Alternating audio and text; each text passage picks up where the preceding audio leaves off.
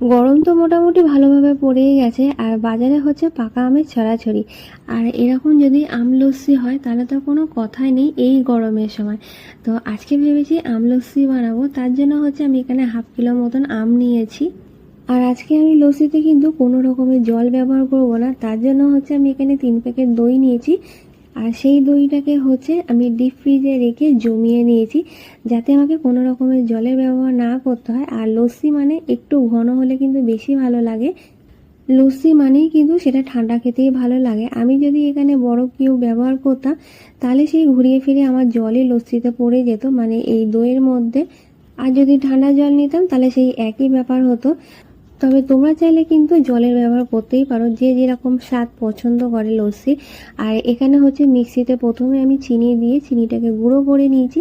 চিনিটা গুঁড়ো করে নিলে সবথেকে মনে হয় বেশি ভালো হয়।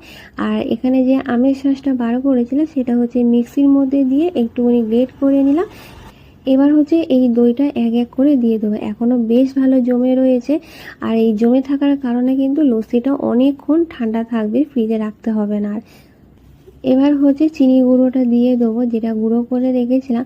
প্রথমে আমি অর্ধেক মতন চিনি দিয়েছিলাম, কারণ কতটা মিষ্টি হবে স্বাদটা বুঝে নিতে হবে। তো লাস্টে আমার পুরোটা চিনিই কিন্তু ব্যবহার হয়ে গেছিলো। এখানে কিন্তু আমার লস্যি মোটামুটি রেডি হয়ে গেছে, যেটা মিক্সির বাটিতে। এই হচ্ছে চিনি, একটুও নেই, পুরো চিনি আমার ব্যবহার হয়ে গেছে।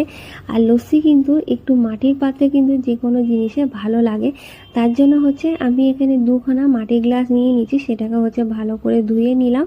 আর কিছু এখানে মিক্স ড্রাই ফ্রুট নিয়েছি, সেটা হচ্ছে একটু ছোট ছোট করে টুকরো করে নেবো ওপরে ডেকোরেশনের জন্য। প্লাস হচ্ছে ওর মধ্যে একটু বাদাম ফাদাম পড়লে খেতে বেশ ভালোও লাগে।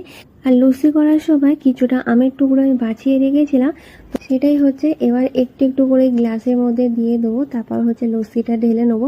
লস্যিটা দেখে বুঝতেই পারছো যে এটা কতটা ঘনত্ব, মানে ঘন। তো আমার এখানে তো 2খানা মাটির গ্লাস ছিল, তো তার জন্য হচ্ছে আমি এখানে আরও 1খানা হচ্ছে কাঁচের গ্লাস নিয়ে নিয়েছি, কারণ লস্যির পরিমাণ এখানে কিন্তু অনেকটাই রয়েছে।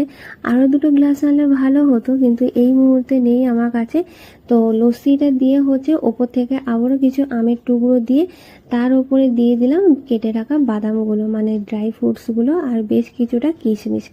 দেখে কেমন লাগছে কিন্তু অবশ্যই জানিও। আর তার সাথে বলি, তোমাদের দেখে কি মনে হচ্ছে এটা কতটা ভালো হতে পারে এই ম্যাঙ্গো লস্যিটা। তোমরা একবার বাড়িতে এভাবে বানিয়ে খেয়ে দেখো, তারপর বলো যে লস্যিটা কেমন খেতে লাগে। আজকের এই ভিডিওটা কেমন লাগলো অবশ্যই জানিও।